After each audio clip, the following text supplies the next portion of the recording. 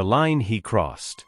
Imagine spending your entire youth holding a band together, only for that same band to quietly step away from you when you needed them most.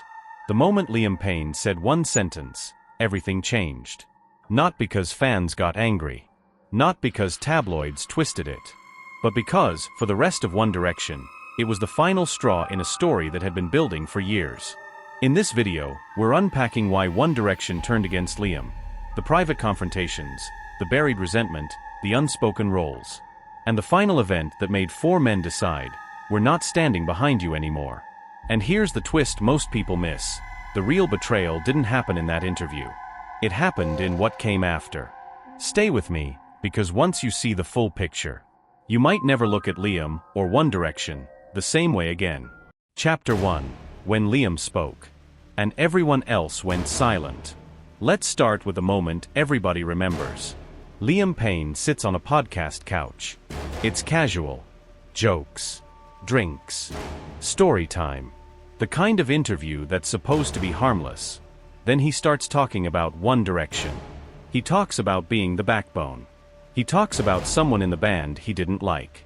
He hints that one member owes their career to him. He throws in claims about record-breaking solo success and being the one who held everything together. For a lot of people listening, it sounded arrogant. Confusing. Like, where is this coming from? Clips hit Twitter. Fan edits explode on TikTok. Quotes are ripped out, replayed, slowed down, remixed. The internet goes nuclear. But here's the moment that really tells the story. Harry says nothing. Niall says nothing. Louis says nothing. Zayn says nothing. No jokes. No corrections. No, that's my brother. Cut him some slack. Just silence. And online, that silence felt like a verdict. What fans didn't know is that the guys weren't shocked by what Liam said. They were tired of hearing it. Because this wasn't the first time Liam tried to frame their story this way. It was just the first time it was broadcast to millions in one messy, unfiltered hit.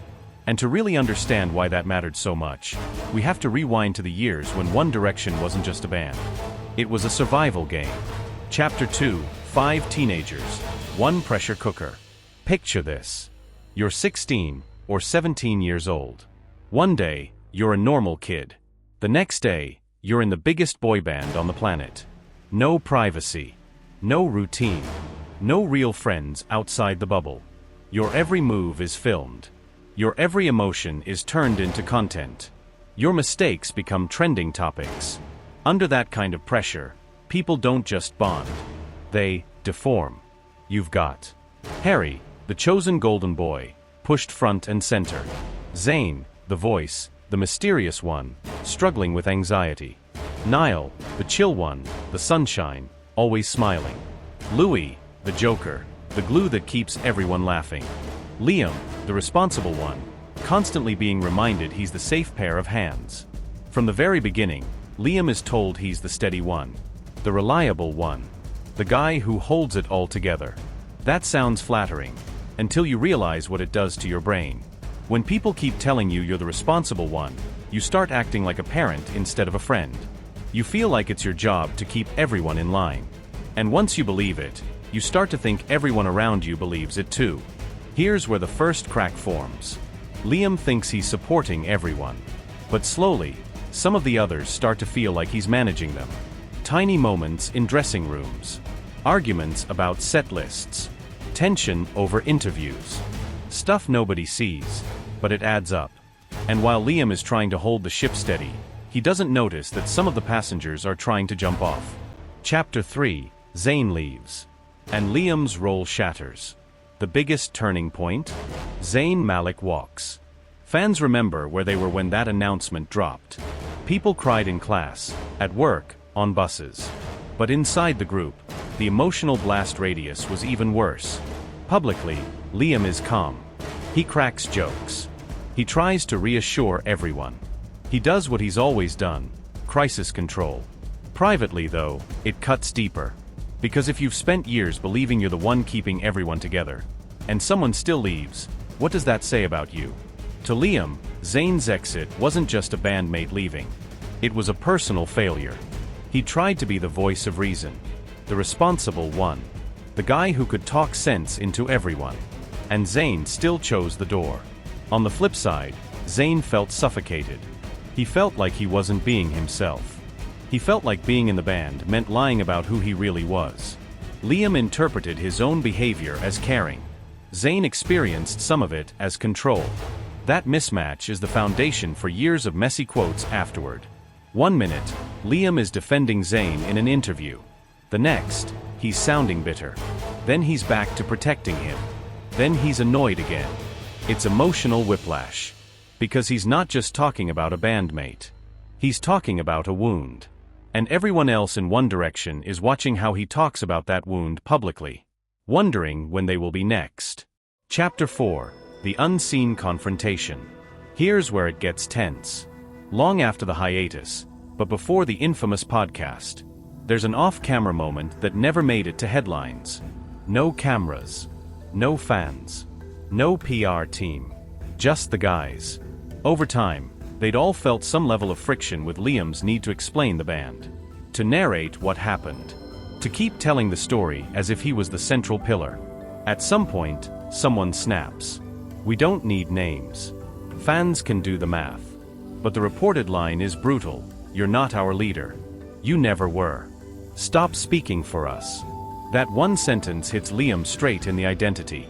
Because if you strip away the fame, the tours, the money, Liam Payne's entire self-image in One Direction was built on being that guy.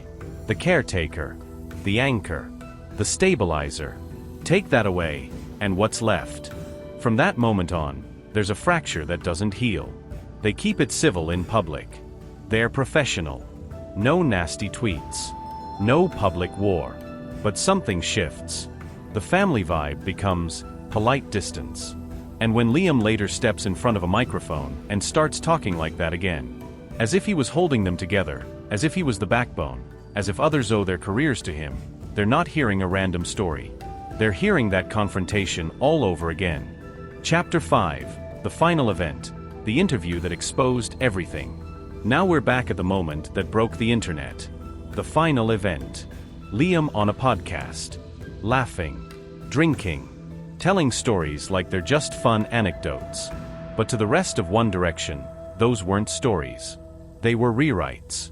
He paints himself as the protector. He hints that one of them misbehaved and he stepped in. He implies he was at the center of things more than fans ever knew. It's like he's still trying to justify his role years later. Still trying to prove he was important. Still trying to control the narrative. And here's the harsh truth. When you keep pulling the past back into the light, you drag other people's trauma with it. Harry, Niall, Louis, Zayn, they've all worked hard to build separate identities. Solo music. Acting. Business ventures. Families. They're trying to move on. To stop being the guy from One Direction first and everything else second. So when Liam starts digging it all up again, publicly messily, with half-remembered stories that sound different from everyone else's, they're done. Not just irritated. Not just embarrassed. Done. That's why their silence stung so much. Because in the golden years, they would have jumped in, defended him, made jokes, clarified things. Now? Nothing. No one rushes to clean up his mess. No one explains what he really meant.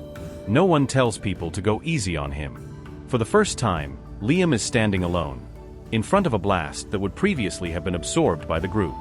And that right there is the moment you can feel them step back.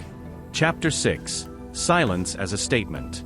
In the celebrity world, silence is not neutral. When drama hits and people say nothing, that is the statement. Think about it. One vague tweet from Louis, it would have softened everything. One supportive story from Niall, the tone online would have shifted instantly. One casual "it's all love" quote from Harry, people would have chilled. They chose none of that. No defending. No comforting. No public brotherhood. Just distance. And silence in this context says three things very clearly. We don't agree with what he said. We're not liable for this. We are not stepping into this mess. For fans, it felt like a betrayal of Liam. For the guys, it was self-preservation. Because here's the twist, they weren't turning evil. They were turning off a dynamic that had damaged all of them for years. Chapter 7. Why Liam kept reaching backward. So why does Liam keep going back to the One Direction story? There's a painful, very human reason. Most of the guys managed to create strong solo identities. Harry became a global superstar, acting, headlining stadiums, gracing fashion campaigns. Niall leaned fully into music, guitar in hand, carving his own lane. Louis built a deeply loyal, emotionally intense fanbase. Zayn went fully artistic, private, and sonically experimental. Liam's path was bumpier. Mixed reception, confusing branding, inconsistent sound, personal struggles in public. And when the present feels unstable, the past suddenly feels like the only solid ground you ever had. So, he returns to the story he understands, the band. The early days. The drama. The moments where he knows he tried to keep things together. In his mind, he's explaining, clarifying, sharing. In their minds, he's reopening a wound they've spent years stitching shut. Chapter 8. Why they turned away, not just against him. Here's the core twist of this whole video. One Direction didn't just turn against Liam. They turned away from the version of themselves he kept dragging back. Think of One Direction as a house they all once lived in. It was beautiful, iconic, but also chaotic, exhausting, and at times, traumatic. The others moved out. They bought new houses, new lives, new identities. Liam keeps going back to the old house, walking through the rooms, narrating the history, pointing out, this is where I saved us. This is where I held things together. They're not angry that he remembers. They're exhausted that he won't leave. So eventually, they stop visiting. They stop answering calls about the old place. They stop commenting on the state of the house. And to the public, that looks like betrayal. Like they turned on him. But in reality, they're doing what a lot of people eventually do, choosing their own peace over someone else's nostalgia. Chapter 9. What this says about fame, friendship, and growing apart. Strip away the celebrity, and this story is brutally familiar. You've probably seen it in your own life. The friend who still talks like you're in high school, even though everyone's grown up. The one person who can't move on from what used to be. The person who did hold things together once, and never got over that role. Liam was that person in One Direction. He really did step up. He really did take on responsibility. He really did bear weight most people will never understand.